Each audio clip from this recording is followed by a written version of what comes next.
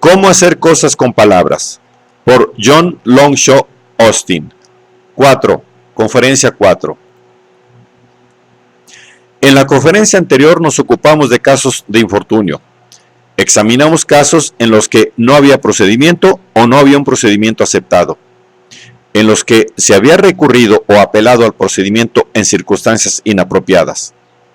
Y, por último, en los que el procedimiento había sido llevado a cabo defectuosamente o en forma incompleta. Señalamos que en los casos particulares esos tipos de infortunio pueden superponerse y que, por regla general, ellos se superponen con los malos entendidos, un tipo de infortunio al que probablemente están expuestas todas las expresiones, y con los errores. El último tipo, dentro de nuestra clasificación, es el de los casos gamma 1 y gamma 2, los actos insinceros y los que podríamos quizá llamar incumplimientos. Decimos aquí que el acto no es nulo, aunque sigue siendo desafortunado. Repitamos la definición. Gamma 1. En aquellos casos en que, como sucede a menudo, el procedimiento requiere que quienes lo usan tengan ciertos pensamientos o sentimientos, o está dirigido a que sobrevenga cierta conducta correspondiente de algún participante. Entonces, quien participa en él y recurre hacia el procedimiento debe tener en los hechos tales pensamientos o sentimientos, o los participantes deben estar animados por el propósito de conducirse de la manera adecuada. Y, gamma 2. Los participantes tienen que comportarse así en su oportunidad. 1. Sentimientos. Los siguientes son ejemplos de casos en los que no se tienen los sentimientos requeridos. Te felicito. Dicho cuando no me siento en absoluto complacido y, quizá, me siento fastidiado.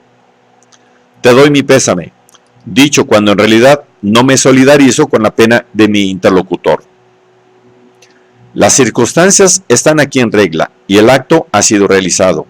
Esto es, no es nulo, pero sin embargo es insincero. Sintiendo lo que sentía, yo no tenía que felicitar a mi interlocutor o darle el pésame. 2. Pensamientos. Los siguientes son ejemplos de casos en los que no se tienen los pensamientos requeridos. Te aconsejo hacer tal cosa. Dicho cuando no pienso que el acto o actitud aconsejados serán los más beneficiosos para mi interlocutor. Lo declaro inocente o lo absuelvo. Dicho cuando creo que la persona en cuestión es culpable. Estos actos no son nulos. He dado un consejo y he dado un veredicto, aunque en forma insincera. Aquí se presenta un paralelo evidente con un elemento de la mentira, la que tiene lugar en ocasión de llevar a cabo un acto lingüístico de tipo asertivo. 3. Intenciones. Los siguientes son ejemplos de casos en los que no se tienen las intenciones requeridas. Te prometo. Dicho cuando no me propongo hacer lo que prometo. Te apuesto. Dicho cuando no tengo intenciones de pagar. Declaro la guerra. Dicho cuando no tengo intenciones de luchar. No estoy usando las palabras sentimiento, pensamientos e intenciones de modo técnico, como opuesto a una manera imprecisa. Son indispensables. Empero, algunos comentarios. 1. Las distinciones son tan imprecisas que los casos no son necesariamente distinguibles con facilidad. De todos modos, ellos pueden, por cierto, ser combinados y usualmente lo son. Por ejemplo, si digo lo felicito, ¿qué debo tener realmente? ¿El sentimiento o el pensamiento de que el otro se merece la felicitación? ¿Tengo un pensamiento o un sentimiento de que lo que motiva la felicitación es altamente meritorio? En el caso del prometer, debo tener la intención de cumplir, pero además tengo que pensar que lo que prometo es practicable y pensar, quizá, que el acto prometido resultará ventajoso para el destinatario de la promesa, o que éste considera que dicho acto será ventajoso para él. 2. No debemos confundir la exigencia de pensar realmente que las cosas son así. Por ejemplo, que la persona a quien se refiere el veredicto es culpable, que fue él quien cometió el hecho, o que la persona felicitada fue quien realizó la proeza. con el requisito de que lo que pensamos que es así sea realmente así, es decir, con la exigencia de que el pensamiento sea correcto, por oposición a equivocado. Del mismo modo podemos distinguir, inciso A, entre el hecho de sentir realmente lo que sentimos y el hecho de que eso que sentimos esté justificado. Y, inciso B, entre proponernos realmente hacer algo y la circunstancia de que lo que nos proponemos hacer sea practicable. Pero los pensamientos constituyen un caso muy interesante. Esto es, una fuente de confusión. Se da aquí la insinceridad, que configura un elemento esencial en el mentir, y que es una cosa distinta del mero decir algo realmente falso. Por ejemplo, pensar, cuando digo lo absuelvo, que el hecho fue cometido por la persona a quien absuelvo, o pensar, cuando digo lo felicito, que no fue la persona felicitada quien realizó la proeza. Pero de hecho, puedo estar equivocado al pensar así. Si algunos, por lo menos de nuestros pensamientos, son incorrectos, como cosa opuesta a insinceros, esto puede traducirse en un infortunio de tipo diferente. Inciso A. Puedo obsequiar algo que en realidad no es mío, aunque creo que lo es. Podríamos decir que esto es una mala aplicación, que las circunstancias, objetos, personas, etc., no son apropiados para el procedimiento de hacer un regalo. Pero es menester recordar que dijimos que no íbamos a ocuparnos de toda la dimensión de casos que bien podían llamarse infortunios, pero que surgen del error y del equívoco. Habría que hacer notar que en general el error no hace que el acto sea nulo, aunque puede volverlo excusable. Inciso B. Te aconsejo hacer X. Es una expresión realizativa. Consideremos el caso de que alguien aconseje a otro hacer algo que en realidad no es beneficioso para el último, aunque el primero piense que lo es. Este caso es totalmente distinto de inciso 1, pues aquí no existe la tentación de pensar que el acto de aconsejar podría ser quizá nulo o anulable, y del mismo modo no existe la tentación de pensar que es insincero. Más bien, cabe introducir aquí una dimensión completamente nueva de crítica. Diremos que es un mal consejo. Que un acto sea afortunado o feliz en todos los aspectos que hemos analizado no le exime de toda crítica. Volveremos sobre este particular. Inciso 3. Más difícil que los casos precedentes es un caso sobre el que también volveremos más adelante. Hay una clase de realizativos que llamo los judicativos. Por ejemplo, cuando decimos declaro al acusado culpable, o simplemente culpable, o cuando el árbitro dice fuera de juego. Cuando decimos culpable, esto es afortunado, desde un punto de vista, si pensamos sinceramente con base en la prueba, que la persona imputada cometió el hecho. Pero, por supuesto, lo fundamental del procedimiento, en cierto modo, es que el mismo sea correcto. Puede incluso no ser una cuestión opinable. Así, cuando el árbitro dice fuera de juego, su palabra es definitiva. Pero podemos estar frente a un mal veredicto. Este puede ser injustificado, en el caso de un jurado, o bien incorrecto en el caso de un árbitro. Es así que aquí nos damos con una situación muy desdichada. Pero con todo, no es infortunada en ninguno de los sentidos que hemos visto. El acto no es nulo. Si el árbitro dice fuera de juego, es fuera de juego. Su decisión es definitiva, ni insincero. Sin embargo, no nos preocupan ahora estos otros problemas, sino distinguir la insinceridad. Inciso 4.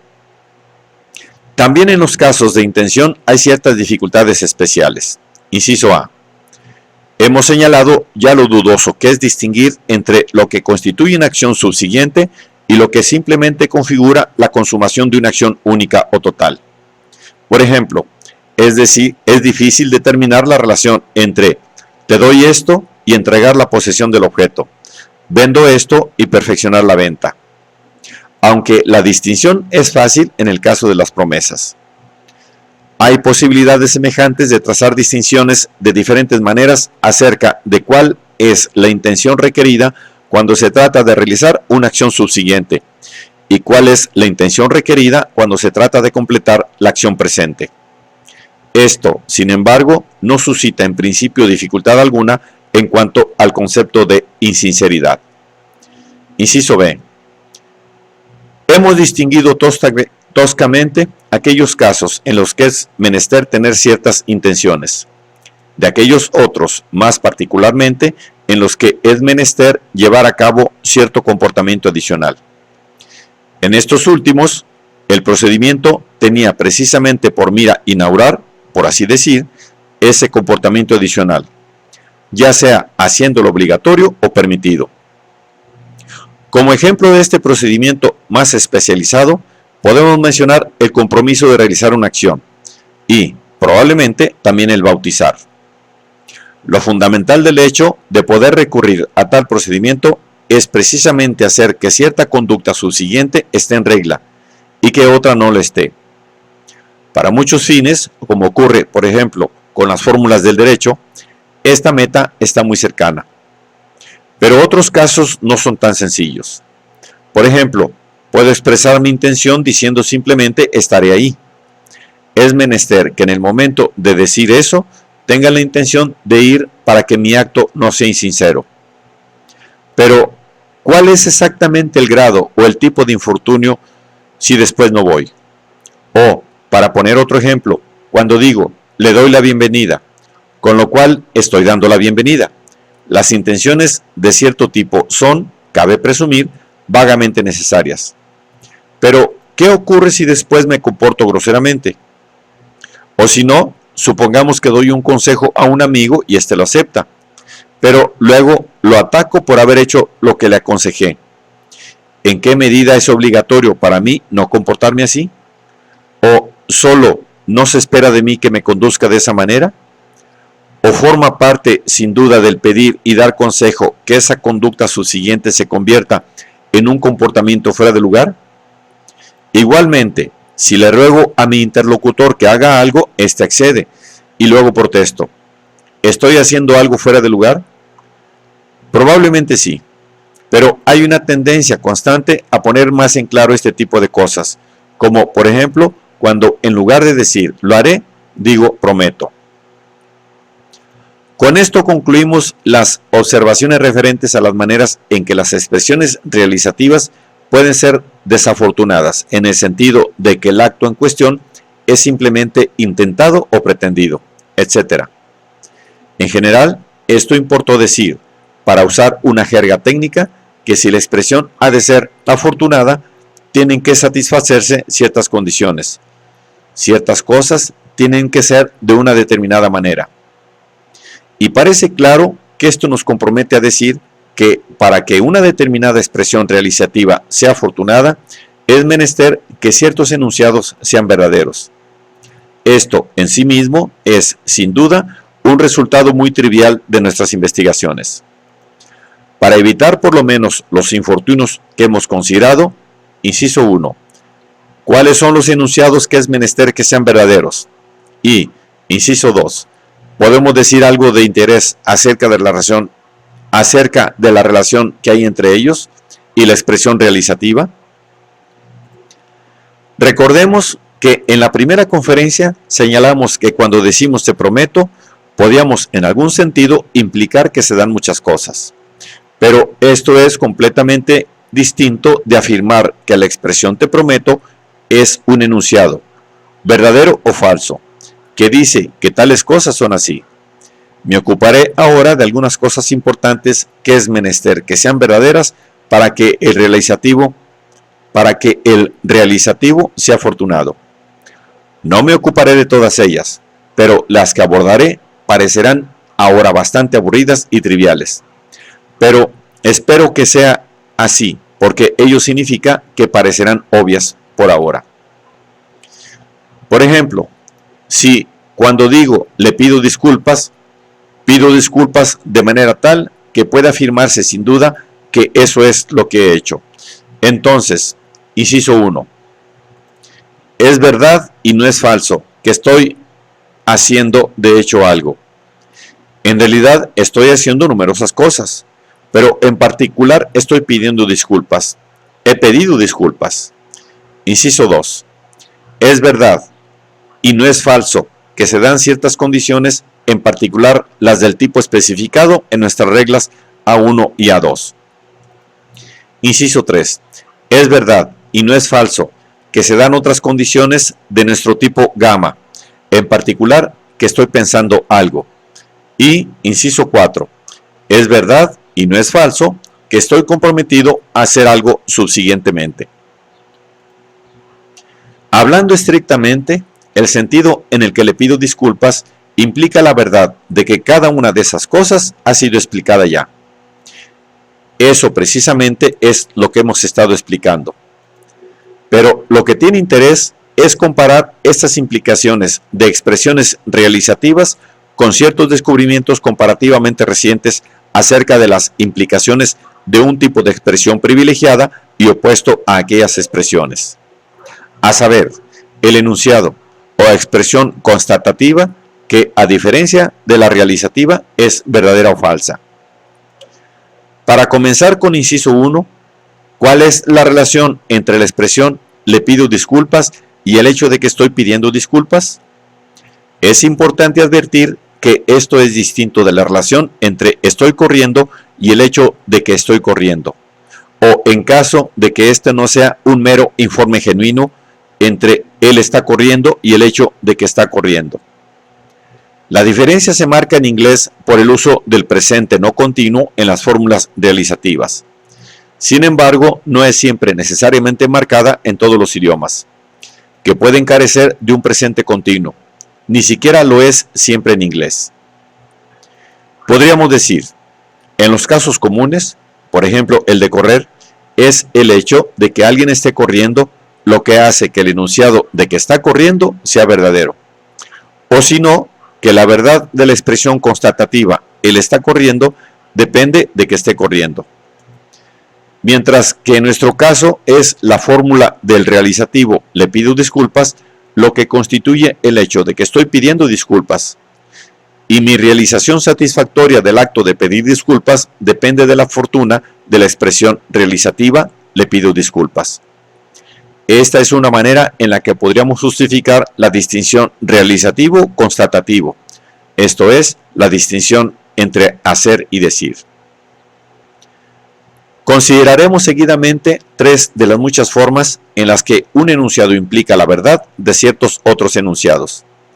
Una de las que mencionaré ha sido conocida desde mucho tiempo atrás. Las otras han sido descubiertas recientemente. No expondremos la cuestión de manera demasiado técnica, aunque se podría hacerlo. Me refiero al descubrimiento de que las maneras en que podemos errar, hablar abusivamente, al formular conjunciones de enunciados fácticos, son muchas más que la mera contradicción, la que, de todos modos, es una relación complicada, que exige ser definida y también explicada. 1. Implica lógicamente. Se sigue. De todos los hombres se sonrojan, se sigue, algunos hombres se sonrojan. No podemos decir todos los hombres se sonrojan, pero algunos hombres no se sonrojan. O el gato está debajo del felpudo y el gato está sobre el felpudo. O el gato está sobre el felpudo y no está sobre el felpudo. En todos estos casos, de la primera cláusula se sigue la contradicción de la segunda. 2. Implica. El hecho de que yo diga, el gato está sobre el felpudo, implica realmente que yo creo que está allí, en un sentido de implica que ya advirtió G.E. Moore. No podemos decir, el gato está sobre el felpudo, pero yo no lo creo. Este, en realidad, no es el uso ordinario de implica, en el sentido de da a entender. Implica o da a entender es en realidad muy débil. Es en realidad más débil, como cuando decimos fulano dio a entender que yo no sabía, o usted dio a entender que sabía tal cosa como algo distinto de que simplemente creía tal cosa. 3. presupone. Todos los hijos de Juan son calvos. Presupone que Juan tiene hijos. No podemos decir todos los hijos de Juan son calvos, pero Juan no tiene hijos. O Juan no tiene hijos y todos sus hijos son calvos. Frente a todos estos casos, existe un sentimiento común de que se incurre en un abuso. Pero para abarcarlos no podemos usar un término general como implica o contradicción, porque hay grandes diferencias. Hay muchas otras maneras de matar a un gato que ahogándolo en manteca. Pero este es el tipo de cosas, como le indica ese proverbio inglés, que pasamos por alto. Hay más maneras de abusar del lenguaje que la de incurrir simplemente en contradicción. Las preguntas principales son: ¿cuántas son esas maneras? ¿Por qué ellas son abusos del lenguaje? ¿Y en qué consiste el abuso? Contrastemos estos casos apelando a procedimientos familiares. 1. Implica lógicamente. Se sigue. Si de P se sigue Q, entonces de menos Q se sigue menos P. Si de el gato está sobre el felpudo, se sigue el felpudo está debajo del gato. Entonces, de el felpudo no está debajo del gato, se sigue el gato no está sobre el felpudo. Aquí, de la verdad de una proposición, se sigue la verdad de otra. O la verdad de una proposición es incompatible con la verdad de otra. 2. Implica. Esto es diferente. Si el hecho de decir que el gato está sobre el felpudo implica que creo que es así. No es el caso de que si no creo que el gato está sobre el felpudo, ello implica, en lenguaje ordinario, que el gato no está sobre el felpudo. Aquí no nos ocupamos de la incompatibilidad de proposiciones. Ellas son perfectamente compatibles. Puede ser el caso de que el gato esté sobre el felpudo, pero que yo no crea que está. Pero en el otro caso, no podemos decir, puede ocurrir que el gato esté sobre el felpudo, pero que al mismo tiempo el gato no esté debajo del gato. Pero en el otro caso no podemos decir, puede ocurrir que el gato esté sobre el felpudo, pero que al mismo tiempo el felpudo no esté debajo del gato. Aquí lo que no es posible es decir, el gato está sobre el felpudo, y añadir, pero yo no lo creo. La aserción implica una creencia. 3. Presupone. También aquí la situación es distinta de los casos en que podemos afirmar que de una proposición se sigue otra. Si los hijos de Juan son calvos, presupone que Juan tiene hijos. No es verdad que el hecho de que Juan no tenga hijos presuponga que los hijos de Juan no son calvos. Además, tanto los hijos de Juan son calvos como los hijos de Juan no son calvos, presuponen por igual que Juan tiene hijos. Pero no es el caso de que tanto del gato está sobre el felpudo como de el gato no está sobre el felpudo, se sigue que el gato está debajo del felpudo. Consideremos implica y presupone otra vez. Implica. Supongamos que digo, el gato está sobre el felpudo, cuando no es el caso que creo que el gato está sobre el felpudo. ¿Qué diríamos entonces? Claramente es un caso de insinceridad. En otras palabras, aquí el infortunio está afectando un enunciado, exactamente de la misma manera en que el infortunio infecta, te prometo, cuando digo esto y no tengo la intención, no creo, etc.